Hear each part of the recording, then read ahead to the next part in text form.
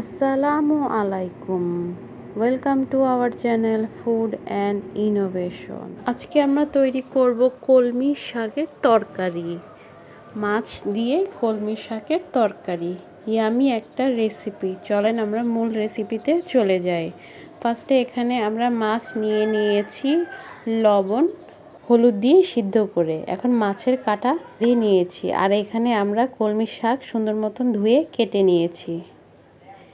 এখন একটা কড়াইয়ের মধ্যে দিয়ে দিচ্ছি হাফ কাপ পরিমাণ তেল, সাথে দিয়েছি 1 কাপ পরিমাণ পেঁয়াজ কুচি, দিয়ে দিচ্ছি এখন পরিমাণ মতন লবণ।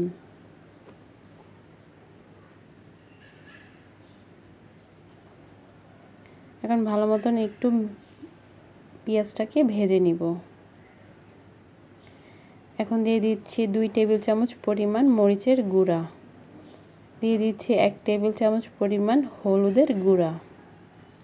সুন্দর মতন মশলাটাকে আমরা কষাই নিব, আর দিয়ে দিচ্ছি সামান্য পরিমাণ পানি দিয়ে আমরা মশলাটাকে সুন্দর মতন কষাই নিচ্ছি। আমাদের মশলা কষানো হয়ে গেছে। এখন দিয়ে দিচ্ছি আমাদের কাটা ছাড়ানো মাছটাকে দিয়ে সুন্দর মতন আমরা কষাই নিব। মাছ কষানো হয়ে গেছে, এখন দিয়ে দিচ্ছি কলমি শাক। এখন ভালো মতন আমরা নেড়েচেড়ে মিশিয়ে নিব।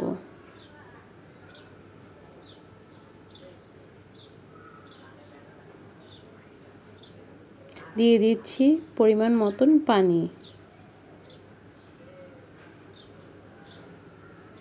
এখন ভালো মতো সুন্দর মতো নেড়েচেড়ে দিব। এখন ঢাকনা দিয়ে কিছুক্ষণের জন্য ঢেকে দিব।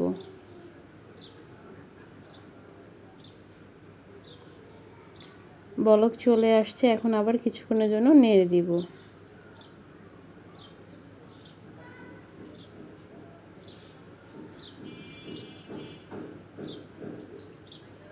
আবার ঢাকনা দিয়ে ঢেকে দিচ্ছি।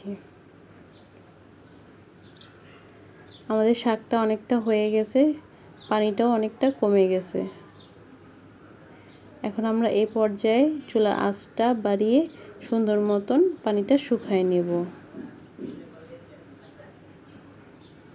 তেলের উপরে চলে আসবে। তৈরি হয়ে গেল আমাদের মজাদার কলমি শাকের তরকারি। আপনারা বাসায় অবশ্যই ট্রাই করবেন, ইয়ামি একটা রেসিপি। আমাদেরকে লাইক করবেন, আমাদেরকে সাবস্ক্রাইব করবেন। Thank you.